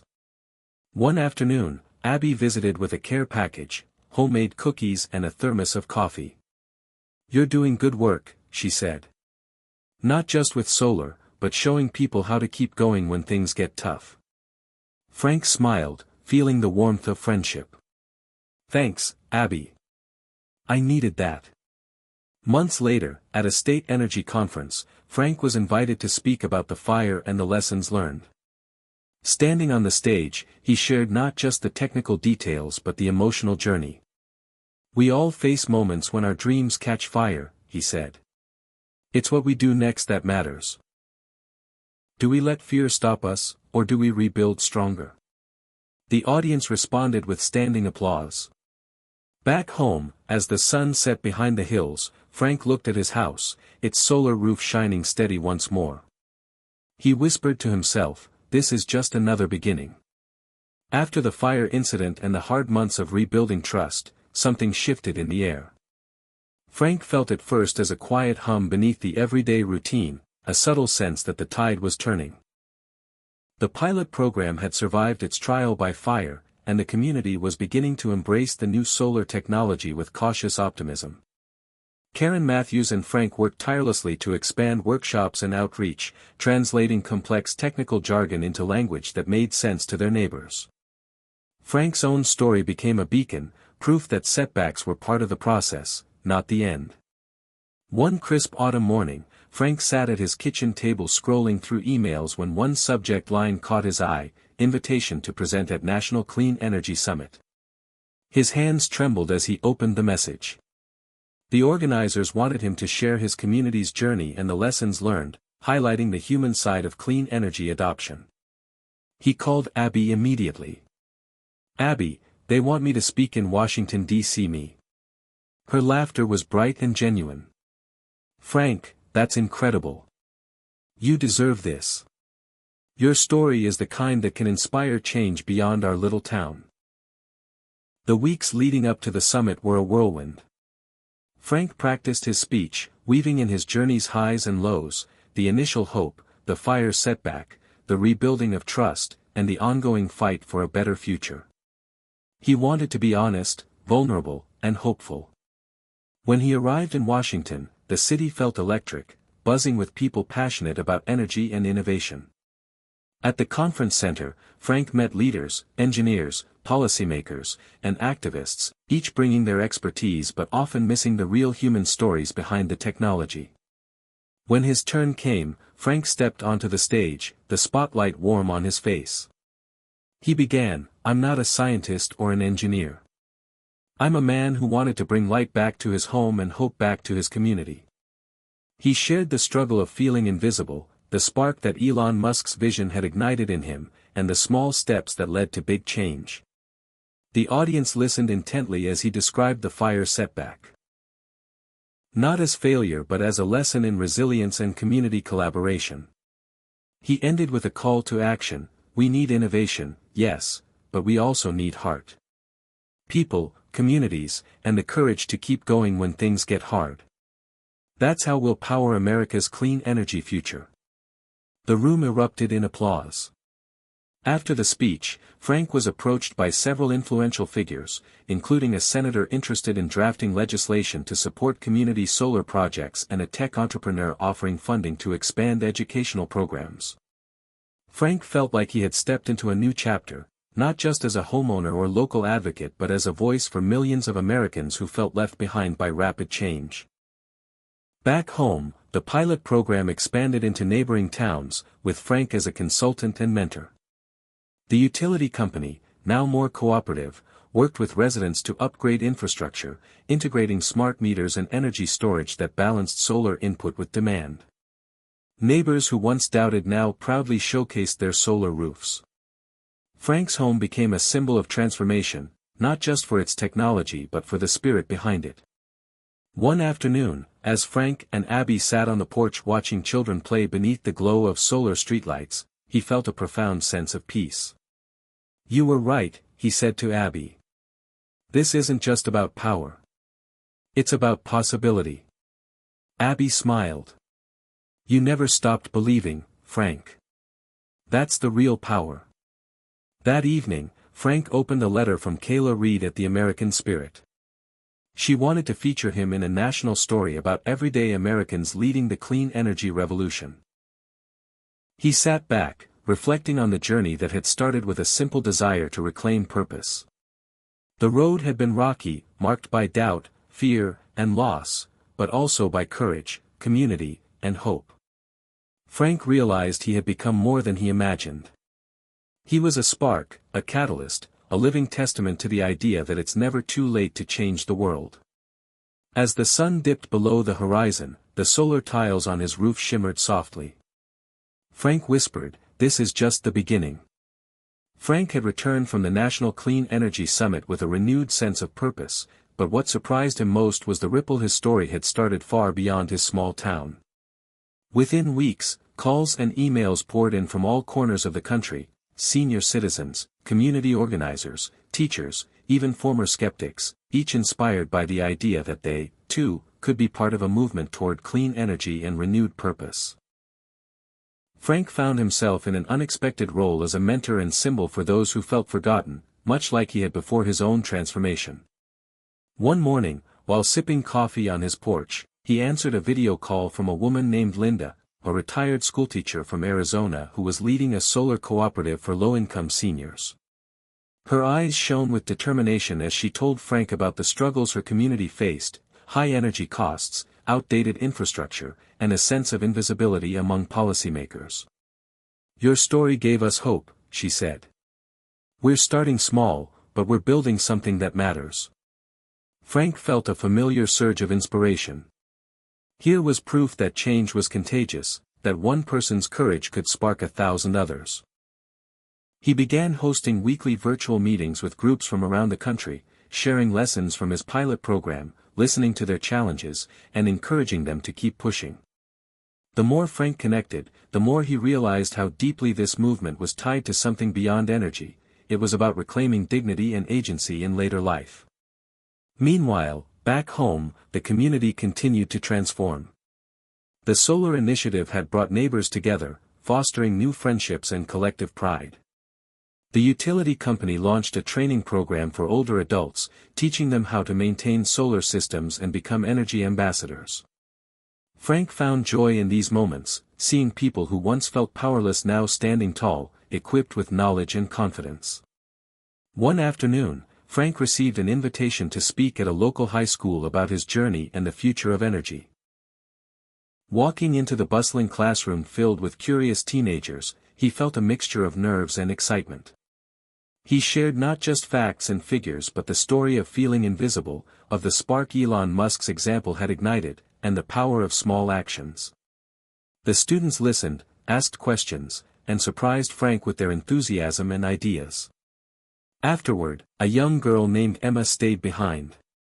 "Mr. Delaney," she said, "my grandparents have solar panels, but they don't know how to use them well. Could you help them?" Frank smiled. Absolutely. Moments like these reminded him that change was generational, building bridges between young and old. As fall turned to winter, Frank reflected on how far things had come. He remembered the lonely nights when hope felt like a distant dream, the fire that threatened to consume his progress, and the countless doubts along the way. But now, surrounded by community and purpose, he felt a deep peace. One evening, as snow began to fall softly, Frank sat by the fireplace with Abby, reading letters from people across the country who had been touched by the movement. "It's amazing," Abby said. "You started this with a simple choice." Frank nodded. "Sometimes, all it takes is one person daring to change." He looked out at the dark sky, the solar roof quietly storing energy beneath the stars. The future is bright. And it belongs to all of us. Despite the growing momentum and the steady ripple effect of the clean energy movement, doubt crept in like an unwelcome shadow. Frank woke one morning with a heaviness he hadn't felt in months. The emails from supporters still came, but so did messages filled with skepticism, sometimes harsh criticism, and even outright hostility. Some questioned the viability of solar energy in older homes like his. Others doubted the ability of communities to adapt quickly enough, or worried about costs and government overreach. A local columnist wrote a scathing piece questioning whether Frank's story was just a feel-good narrative that ignored the real complexities of energy transition. Frank's phone rang more than usual that week. One caller was an old friend, Dave, who hadn't spoken to him in years. "Frank, I respect what you're trying to do," Dave said cautiously, "but don't you think you're biting off more than you can chew? These changes aren't easy, and people get tired. Maybe it's better to accept some things just don't change." The word stung. Frank remembered the nights he had felt the same way. Could he keep pushing? Could he keep inspiring others when the weight of resistance was so heavy? He found himself sitting alone in the dark kitchen one night, staring at the dim solar tiles outside the window. Doubt whispered, "Is this worth it?" Just then, a notification popped up on his phone, a new podcast episode featuring Elon Musk himself, speaking candidly about failure and persistence. Frank hit play. Elon's voice filled the room. "People often tell me, you're crazy. This can't be done. You're too late. But that's exactly why I keep going. Because late is better than never. Because the only failure is giving up." Frank listened, absorbing every word. Elon's mindset, radical, fearless, relentless, felt like a lifeline thrown across the chasm of uncertainty. The next morning, Frank wrote a message to the community newsletter: "Doubt is natural. Resistance is real. But the future belongs to those who refuse to stop." He shared his own struggles openly, inviting others to acknowledge their fears and push through them. The response was immediate and heartfelt. Neighbors wrote back with their own stories of hesitation, moments they almost gave up but didn't. Frank organized a gathering in the town hall, not to preach but to listen, to create a space where doubt could be voiced and courage rekindled. The room filled with honest conversation. People spoke about the challenges of aging, of adapting to technology, of feeling invisible in a changing world. But they also shared dreams, small victories, and hope. Frank realized that doubt didn't have to be an enemy, it could be a companion on the journey, a reminder to stay grounded and humble. Inspired by Elon's example, Frank doubled down on his efforts, focusing on education and community empowerment. He worked with Karen to develop user-friendly guides and videos, demystifying solar technology and its benefits. He reached out to local schools and senior centers, bridging generational gaps through shared learning. One afternoon, as Frank taught a workshop on solar panel maintenance, a woman named Joan approached him after the session. "I'm 72, she said shyly, and I've always felt too old to learn new things. But you've shown me it's never too late. I want to help others like me." Frank smiled, feeling the fire of possibility reignite not just in himself but in those around him. That night, as the town lights flickered softly beneath the glow of solar power, Frank understood that facing doubt was part of the journey. It wasn't a sign to stop but a call to persist, to be brave not in spite of fear but because of it. Elon's words echoed in his mind. Late is better than never. And with that, Frank stepped forward, ready to keep lighting the way. The winter months were harsh, the wind cutting through the bare branches like sharp reminders of the past, but inside Frank's house, the solar tiles shimmered quietly, storing energy that defied the cold outside. After months of setbacks and doubt, Frank felt a steady pulse of hope beneath his skin, a rhythm that had become familiar, like the beat of a heart learning to live again. The community's solar program was no longer just a pilot, it was becoming a blueprint for other towns and cities across the state, and even beyond. Invitations arrived from nearby counties asking Frank to share his story, his insights, his passion. He was no longer just the man with the solar roof, he was a leader, a voice for change. One morning, a letter arrived from a state official inviting Frank to join a task force aimed at accelerating renewable energy adoption for senior communities. Frank read it slowly, letting the weight of the opportunity sink in. It was recognition, not just of his efforts, but of the potential that lay in people like him who refused to fade quietly into the background. The task force meetings were intense and challenging. Policy debates mingled with technical discussions, and Frank sometimes felt out of place among the experts and politicians. But he brought something invaluable, lived experience. He spoke about the fears, hopes, and needs of everyday people. He shared stories of neighbors who had taken the leap despite doubts and setbacks. His voice resonated, not because he was an expert, but because he was real. One evening after a long day of meetings, Frank sat with Abby on their porch, the stars scattered across the cold sky. "You've come so far," Abby said softly. "I'm proud of you." Frank smiled, feeling the warmth of her words. "I'm proud of us, all of us. This isn't just my journey. It's everyone who dared to believe." That winter, Frank began working with a team of engineers and designers on a new solar product designed specifically for older homes, easy to install, low maintenance, and affordable. The project was named the Silver Sun, a nod to both the target demographic and the enduring light they sought to capture. Frank visited workshops and senior centers, gathering feedback, making sure the product met real needs. He listened closely to concerns about cost, complexity, and reliability. One afternoon, while helping install a prototype on the roof of a retired firefighter named Joe, Frank realized how far they had come. Joe's grin as the panels lit up was contagious. "I never thought I'd see the day," Joe said, clapping Frank on the back. "You've changed my mind." Word spread quickly about the Silver Sun pre-orders started to come in, and soon Frank was traveling the state, speaking at events and sharing his message. It's never too late to embrace change, to take control, to be part of the future. The movement took on a life of its own. At home, Frank's relationship with Abby deepened in unexpected ways. They spent evenings planning community events, brainstorming outreach ideas, and simply enjoying the quiet moments of connection. The house that once felt empty and forgotten now pulsed with life and purpose. One day, Frank received a call from Kayla Reed at the American Spirit. "Frank," she said excitedly, "we want to do a feature documentary on your story and the Silver Sun project.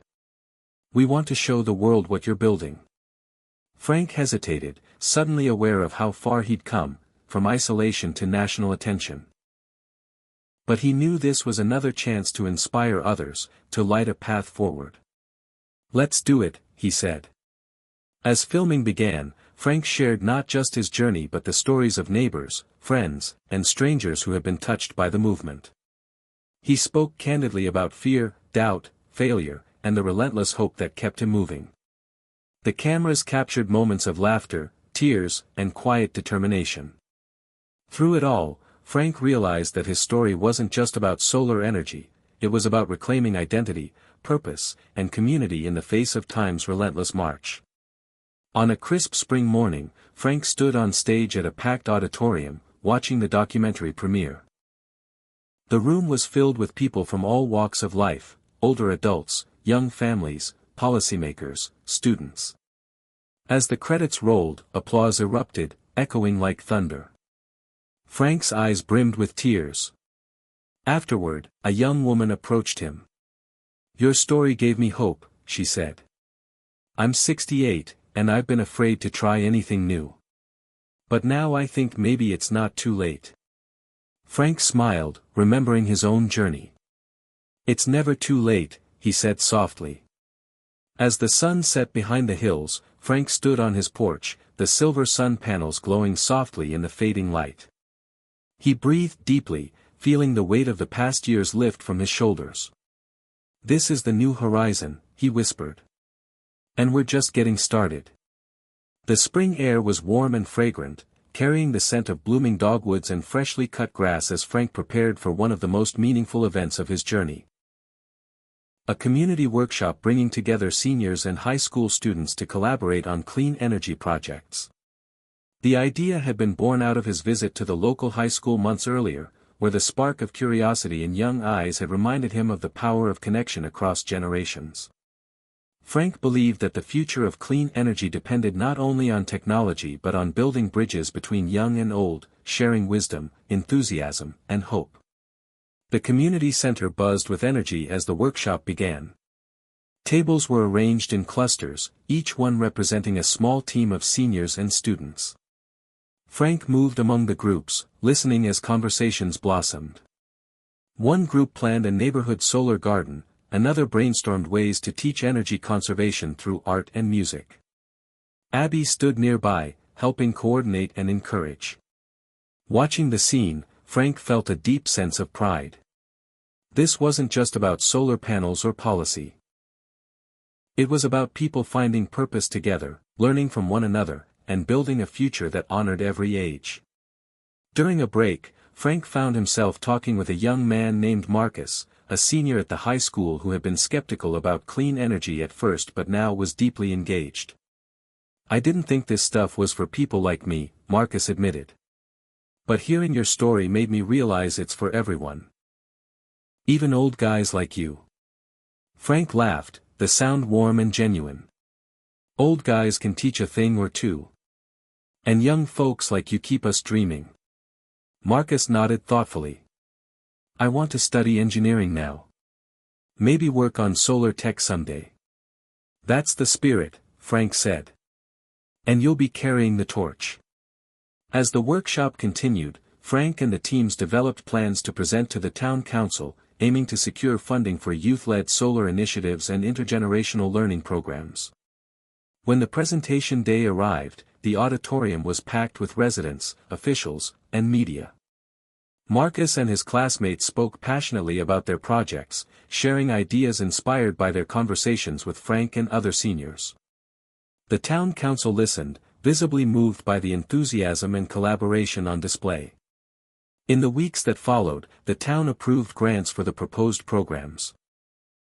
Solar installations funded through these efforts began appearing in schools and community spaces, and mentorship programs paired students with seniors eager to share their knowledge and learn new skills. Frank watched as the gap between generations shrank, replaced by respect and shared purpose.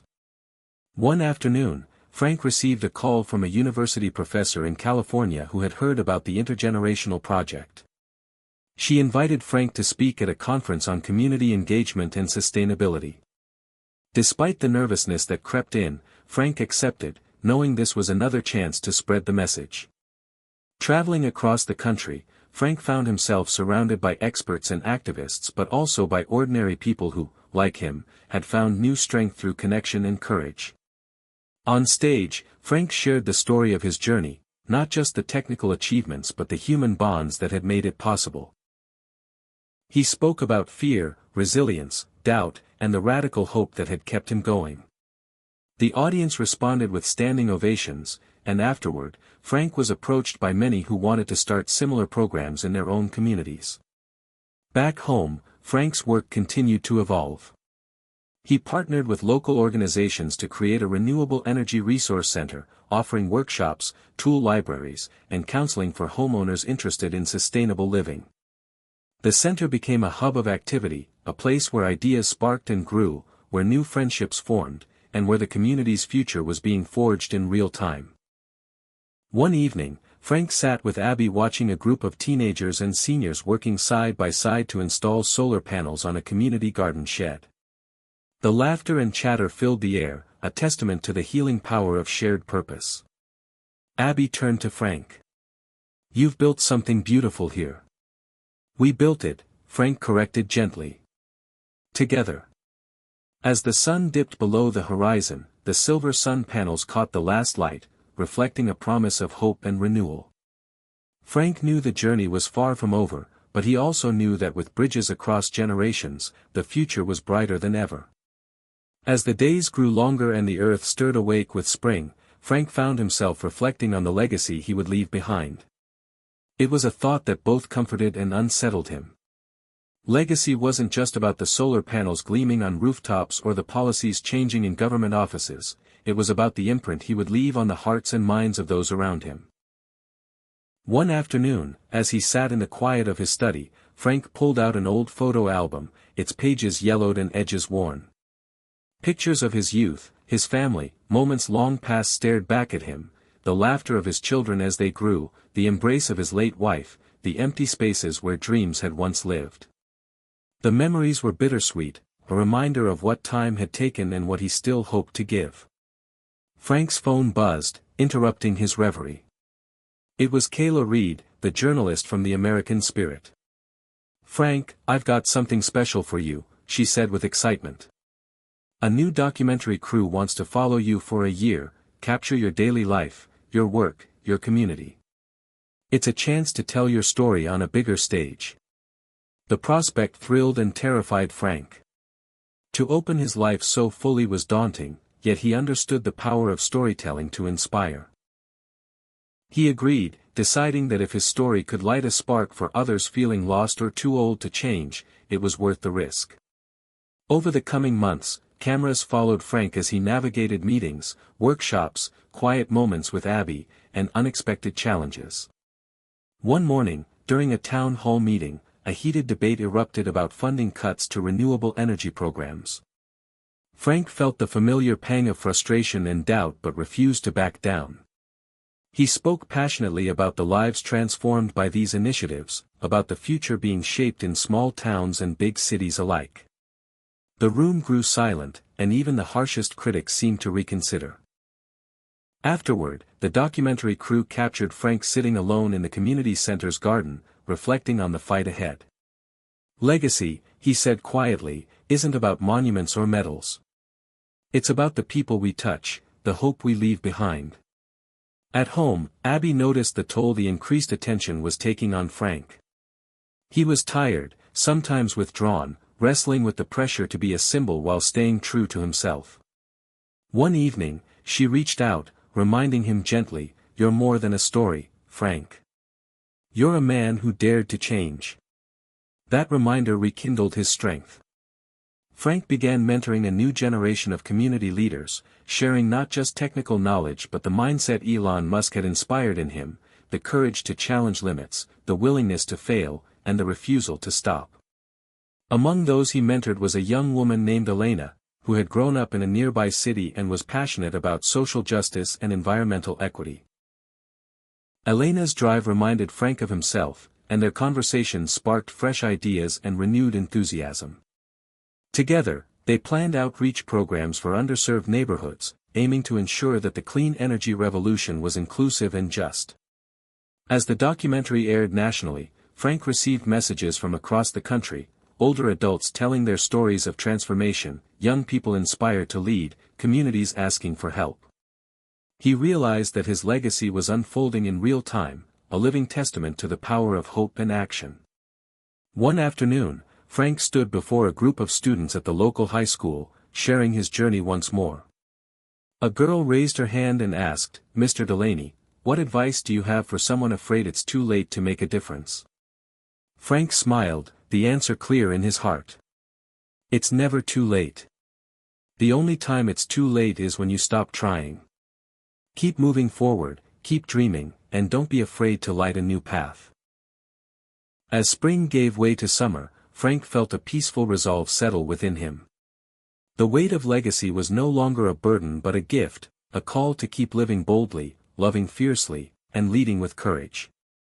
He looked out over the town, the solar roofs glinting in the sunlight, a symbol not just of innovation but of a community transformed. "This is just the beginning," he whispered. "And the best is yet to come." The summer sun blazed relentlessly over the small town, casting long shadows across the solar panels that adorned the rooftops like silent sentinels. Frank felt the heat pressing down, but inside, a different kind of pressure weighed on him. The momentum of the clean energy movement he helped ignite was undeniable, but so were the challenges mounting beneath the surface. One morning, a phone call shattered the relative calm. It was from the local utility company's representative, informing Frank that due to recent regulatory changes and increasing costs, subsidies for solar energy installations were being cut significantly. The news hit like a thunderclap. Months of progress suddenly teetered on the edge of uncertainty. Frank's mind raced as he digested the implications. For many in his community, the financial burden might now be too heavy to bear. The program that had sparked hope was at risk. That evening, Frank convened an emergency meeting at the community center. The room filled quickly with familiar faces, neighbors, activists, local officials, all eager yet anxious. Frank stood before them, his voice steady despite the turmoil inside. "We've faced doubt before. We've been told it's too late, too hard. But this moment, this is another chance to show what we're made of." Questions and concerns erupted. Some worried about losing their investments, others feared the broader impact on their town's future. Frank listened carefully, acknowledging their fears without sugarcoating the difficulty ahead. Drawing on Elon Musk's ethos of fearless persistence, Frank proposed a bold plan, a grassroots campaign to advocate for policy change, rallying the community to demand support for renewable energy. It wouldn't be easy. The fight would require time, energy, and unity. Over the following weeks, Frank threw himself into organizing. Flyers were printed, meetings scheduled, social media campaigns launched. He reached out to regional and national environmental groups, seeking allies. Despite exhaustion, Frank's resolve never wavered. One afternoon, as he prepared for a town hall debate with utility company executives and local politicians, Frank's son called. The conversation was tense. His son worried Frank was overextending himself, reminding him of the need to slow down. "Dad, you're 68. You've done enough. Maybe it's time to think about yourself." The words cut deep, echoing the old fears Frank had battled. But this time, he answered with quiet strength. "I'm not done yet. Not by a long shot. This isn't just for me, it's for all of us." The town hall meeting was packed. Frank faced opposition from well-funded lobbyists and skeptical officials, but he spoke with passion and conviction. He shared stories of neighbors transformed by solar energy, the financial savings, the pride in contributing to a cleaner world. His words resonated, cutting through the noise of bureaucracy. After hours of debate, a breakthrough came when a local council member publicly pledged support for revisiting subsidy policies, influenced by the community's voice and Frank's unwavering leadership. The victory was partial, but it reignited hope. That night, Frank sat alone on his porch, the silver sun panels quietly absorbing the moonlight. Fatigue weighed on him, but so did a fierce determination. He thought about Elon Musk's famous words, "When something is important enough, you do it even if the odds are not in your favor." Frank realized that this moment of reckoning was exactly that, an opportunity to rise, to lead, and to remind everyone that change was never easy but always possible. The next day, Frank received a letter from a young woman in a neighboring state who had been inspired by his story. She wrote about her own struggles fighting for clean energy access in a rural community and how Frank's courage gave her strength to keep going. The letter reminded Frank that his impact reached far beyond the borders of his town. With renewed energy, Frank organized a regional summit, inviting community leaders, policymakers, and advocates to share strategies and build solidarity. The summit was a success, planting seeds for coordinated action and reinforcing the power of collective voices. As summer stretched on, Frank balanced his advocacy with moments of quiet reflection. One evening, Abby found him staring at a photo of his late wife, tears glistening in his eyes. "You're carrying so much," she said softly. "But you don't have to do it alone." Frank nodded, realizing that asking for help was not a sign of weakness but of wisdom. He leaned on his friends, neighbors, and newfound allies, learning to share the load. In the end, the struggle was far from over, but Frank's spirit remained unbroken. The solar roof still gleamed under the sun, a testament to what had been achieved and a beacon for what was yet to come. In the face of adversity, Frank understood that true change demanded resilience, not just from one person but from an entire community willing to stand together. As he prepared for another round of meetings and rallies, Frank whispered to himself, "This is the fight worth fighting." And with that, he stepped forward once again, ready to face whatever challenges lay ahead. The air was thick with anticipation as Frank stood at the entrance to the state capitol building, the crowd around him a vibrant tapestry of hope, determination, and shared purpose. Months of advocacy, town hall meetings, and grassroots campaigns had led to this pivotal moment, a public hearing where the fate of renewable energy subsidies would be debated by legislators. Frank's heart pounded, not from fear, but from the weight of responsibility. This was more than a policy issue. It was the culmination of a journey that began in the quiet corners of his small town and rippled outward to touch thousands of lives. Inside the chamber, the atmosphere was tense.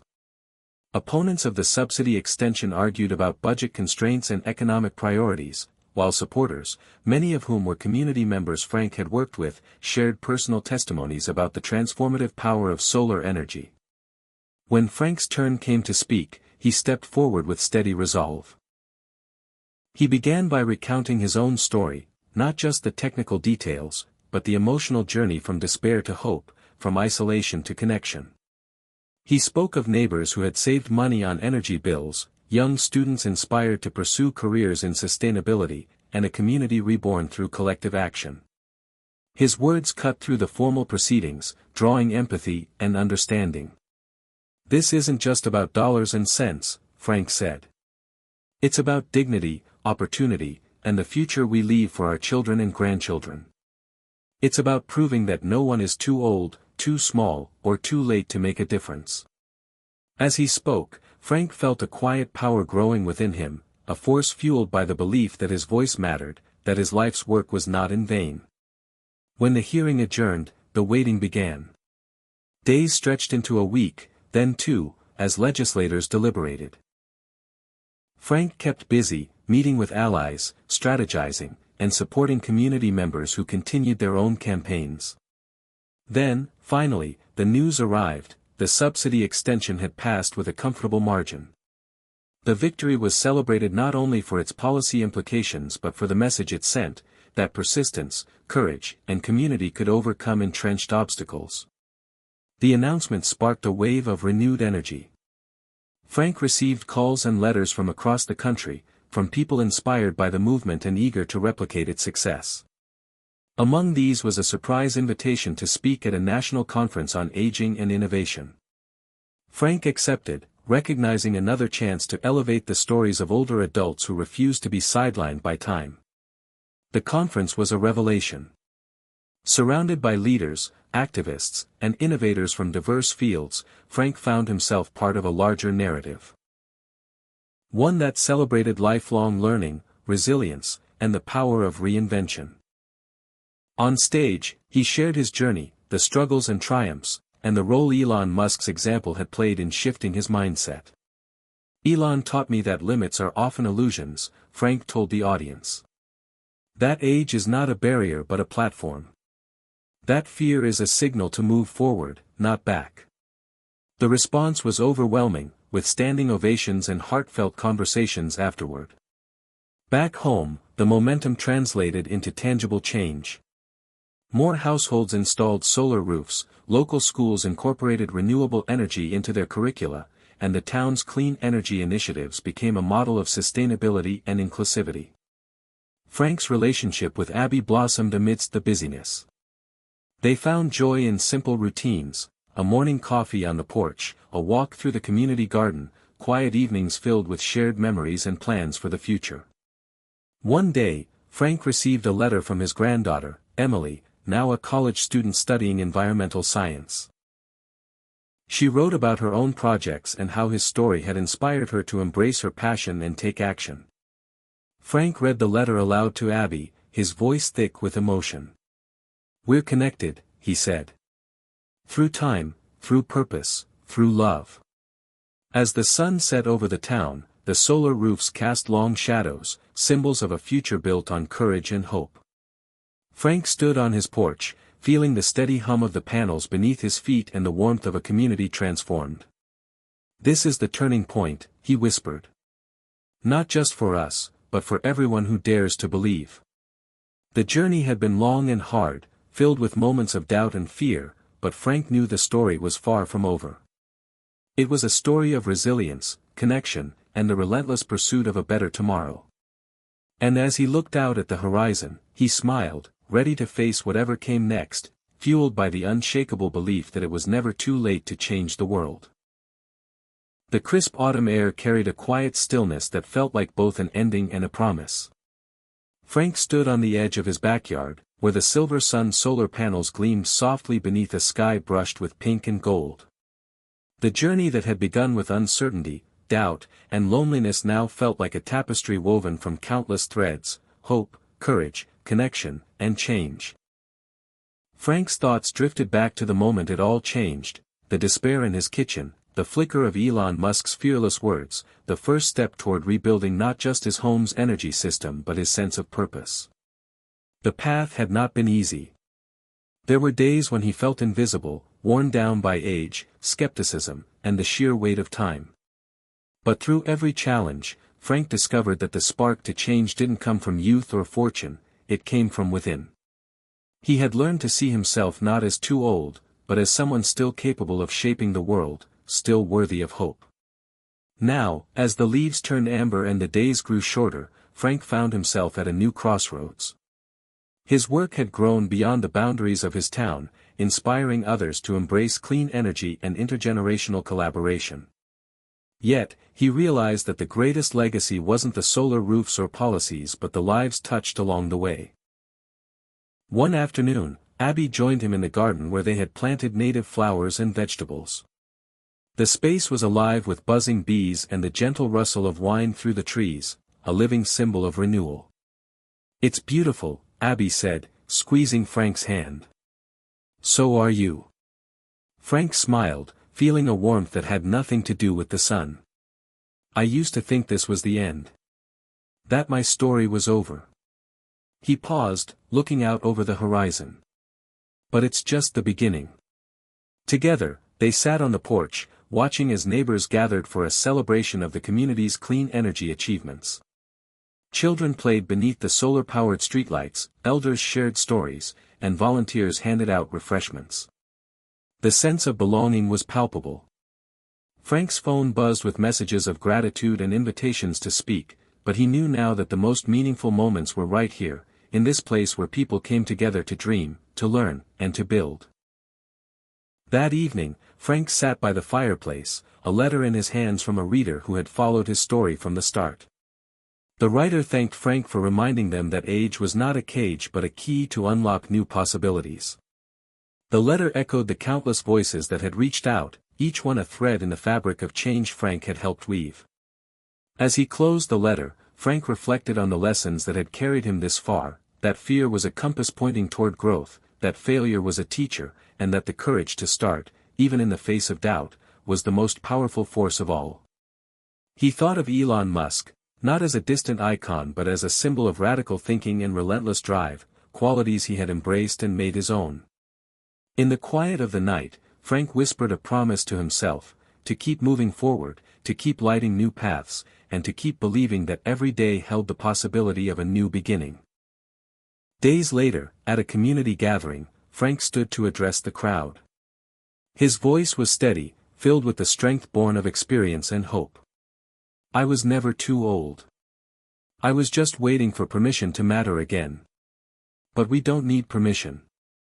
We have everything we need right here, in our hearts, in our hands, and in each other. The applause was thunderous, but what mattered most was the spark ignited in the eyes of those listening, the spark of possibility, courage, and change. As the celebration continued under the glow of solar-powered lights, Frank looked up at the stars, feeling connected to something greater, a future shaped by the dreams and actions of those who refused to fade away. The story that began in a quiet kitchen had grown into a movement, a legacy of light and resilience.